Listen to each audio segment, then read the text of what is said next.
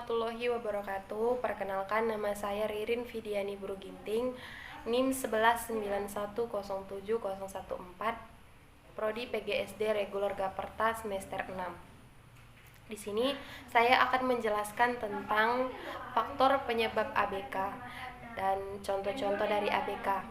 Yang pertama, anak dengan gangguan penglihatan atau tunanetra. Tunanetra adalah gangguan daya penglihatan berupa kebutaan menyeluruh atau sebagian. Dan walaupun mereka telah diberi pertolongan alat bantu khusus, mereka masih tetap mendapat pendidikan khusus. Kehilangan kemampuan penglihatan adalah suatu kondisi di mana fungsi penglihatannya mengalami penurunan mulai dari derajat yang ringan hingga yang paling berat.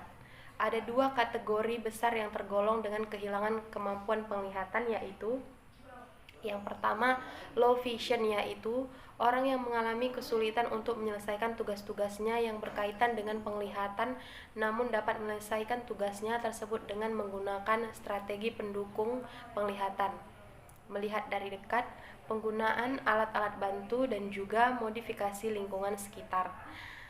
Yang kedua, kebutaan, yaitu orang yang kehilangan kemampuan penglihatan atau hanya memiliki kemampuan untuk mengetahui adanya cahaya atau tidak. Penyebab terjadinya kehilangan kemampuan penglihatan adalah karena adanya permasalahan pada struktur atau fungsi dari mata. Ciri-ciri dari tunanetra. Anak-anak dengan gangguan penglihatan dapat diketahui dengan ciri-ciri berikut. 1. Tidak mampu melihat. Yang kedua, tidak mampu mengenali pada jarak 6 meter. Yang ketiga, kerusakan nyata pada kedua bola mata.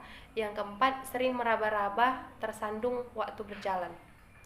Yang kelima, mengalami kesulitan saat mengambil benda kecil di sekitarnya.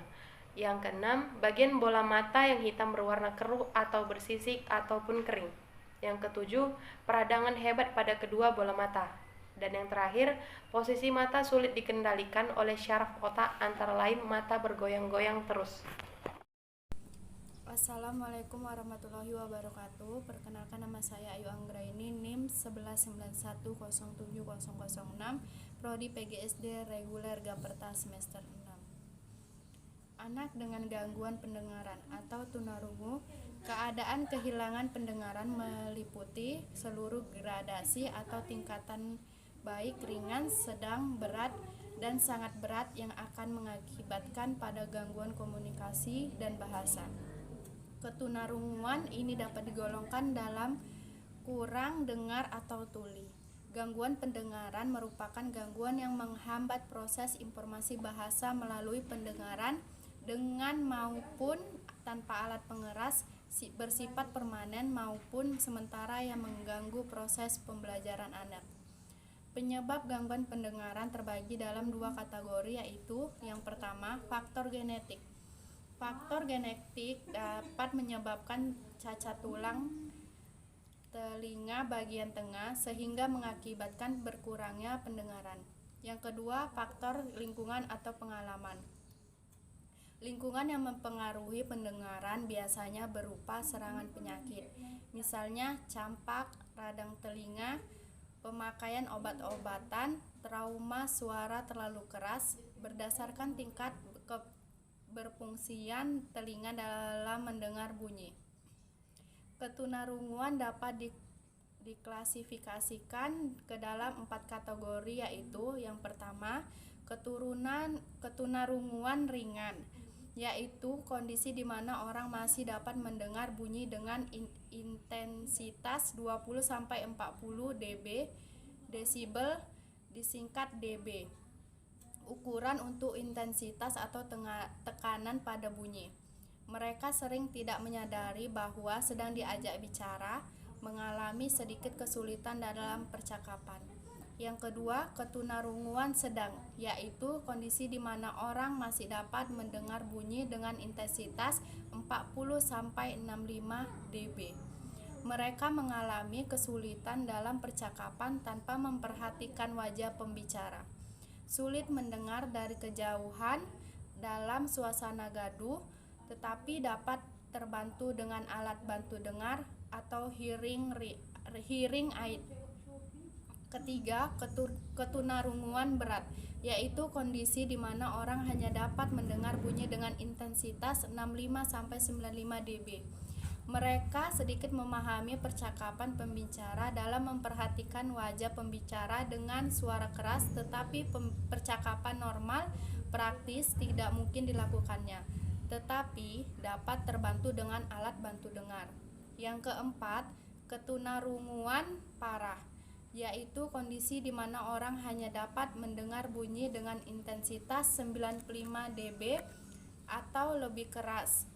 Percakapan normal tidak mungkin baginya. Ada yang dapat terbantu dengan alat bantu dengar tertentu, sangat bergantung pada komunikasi visual. Ciri-ciri tunarungu: yang pertama, tidak mampu dengar. Yang kedua, terlambat perkembangan bahasa. Yang ketiga, sering menggunakan isyarat dalam berkomunikasi. Yang keempat, kurang atau tidak tanggap bila diajak bicara.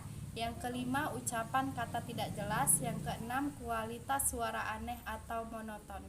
Yang ketujuh, sering memiringkan kepala dalam usaha mendengar. Yang kedelapan, banyak perhatian terhadap getaran. Yang kesembilan, keluar nana dari kedua telinga. Dan yang kesepuluh, terdapat kelainan organis telinga. Assalamualaikum warahmatullahi wabarakatuh. Nama saya Rizkia Febrianti, NIM 1191070012, semester 6 reguler Gaperta.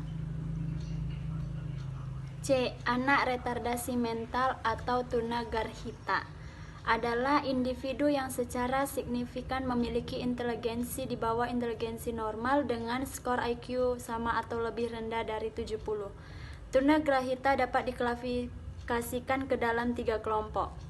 1. Kelompok mampu didik IQ 68 sampai 78. 2. Kelompok mampu latih IQ 52 sampai 55. Ketiga, kelompok mampu rawat IQ 30 sampai 40. Tunagrahita adalah kondisi kelainan atau keterbelakangan mental, retardasi mental atau tingkah laku akibat kecerdasan yang terganggu yang disebabkan oleh fungsi-fungsi kognitif yang sangat lemah. Ada kalanya cacat mental dibarengi dengan cacat fisik sehingga disebut cacat ganda. Misalnya, cacat inteligensi yang mereka alami disertai dengan keterbelakangan penglihatan atau cacat pada mata. Ada juga yang disertai dengan gangguan pendengaran. Adanya cacat lain selain cacat inteligensi inilah yang menciptakan istilah lain untuk anak tunagrahita, yakni cacat selain cacat inteligensi, yakni cacat ganda.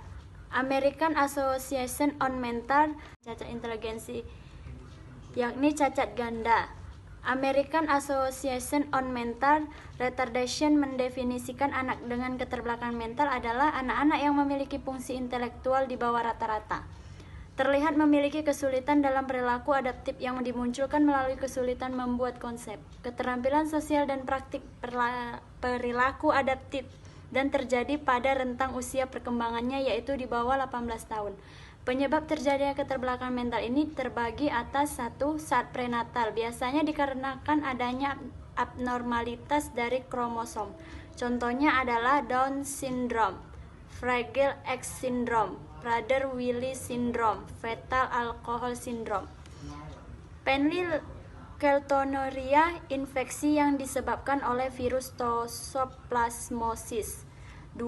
Saat prenatal, biasanya terjadi selama atau seketika setelah anak lahir. Anak yang lahir prematur dengan berat badan lahir rendah, sangat kecil, kekurangan oksigen pada waktu lahir. Penggunaan alat bantu seperti porcep yang kurang tepat. Ketiga, postnatal. Bisa saja ketika selama kehamilan dan saat kelahiran anak kita mengalami gangguan apapun, namun setelah itu anak terkena radang otak seperti encephalitis, keracunan timbal, dan gangguan lain yang menyebabkan kerusakan otak, maka kondisi ini dapat menyebabkan terjadinya keterbelakangan mental pada anak. Ciri-ciri tunagrahita: penampilan fisik tidak seimbang. Penyebab terjadinya keterbelakangan mental ini terbagi atas: 1. Saat prenatal, biasanya dikarenakan adanya abnormalitas dari kromosom.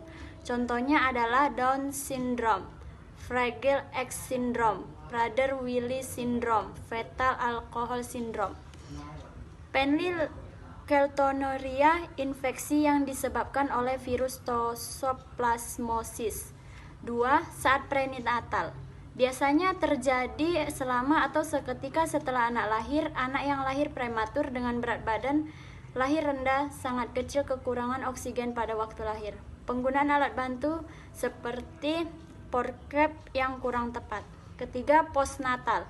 Bisa saja ketika selama kehamilan dan saat kelahiran anak kita mengalami gangguan apapun, namun setelah itu anak terkena radang otak seperti encephalitis, keracunan timbal, dan gangguan lain yang menyebabkan kerusakan otak, maka kondisi ini dapat menyebabkan terjadinya keterbelakangan mental pada anak.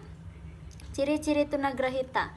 Penampilan fisik tidak seimbang, misalnya kepala terlalu kecil atau besar, tidak dapat mengurus diri sendiri sesuai usia, perkembangan bicara atau bahasa terlambat, tidak ada, kurang sekali perhatiannya terhadap lingkungan atau pandangan kosong.